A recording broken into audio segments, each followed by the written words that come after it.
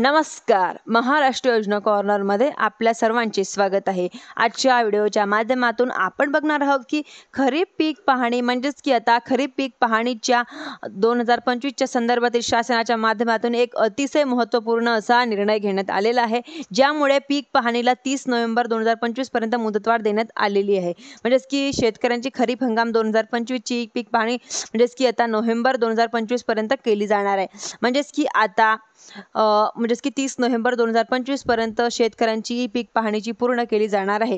परंतु राज्यांमध्ये ऑगस्टपासून ई पीक पाहणी सुरुवात करण्यात आलेली होती. सप्टेंबरपर्यंत मुदत होती, परंतु राज्यांमध्ये असलेल्या अतिवृष्टी पूर परिस्थितीमुळे शेतकऱ्यांना त्यांची आपली ई पीक पाहणी करता आली नाही व यामुळे आता काही फक्त 40% असे शेतकरी होते की त्यांची ई पीक पाहणी पूर्ण झालेली आहे व 60% असे शेतकरी की त्यांची ई पीक पाहणी पूर्ण झालेली नाही व त्या शेतकऱ्यांसाठी राज्यामध्ये सहाय्यक स्तरावरून ई पीक पाहणी करण्यासाठी सुरुवात करण्यात आलेली. म्हणजेच की 29 ऑक्टोबर 2025 पर्यंत सहाय्यक स्तरावरून ई पीक पाहणी करण्याची मुदत देण्यात आलेली होती.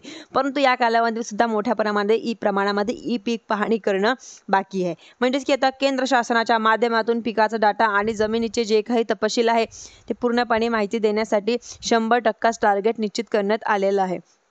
म्हणजेच की आता केंद्र शासनाच्या व आवश्यक असलेल्या डाटा पूर्तीसाठी अखेर राज्य शासनाच्या माध्यमातून ई पीक पाहणी करणं 100% करण्यासाठी 30 नोव्हेंबर 2025 पर्यंत मुदतवाढ देण्यात आलेली आहे. शेतकऱ्यांची जर ई पीक पाहणी झाली नाही तर त्या शेतकऱ्यांना आपला शेतमाल हमीभावानं विकता येणार नाही, त्या शेतकऱ्याला पीक मिळत नाही व त्या शेतकऱ्यांना नुकसान भरपाई मिळणार नाही व शेतकऱ्यांना कर्ज देखील घेता असताना सुद्धा त्या पिकाची नोंद आपल्या सातबाराला लागलेली असणं आवश्यक आहे.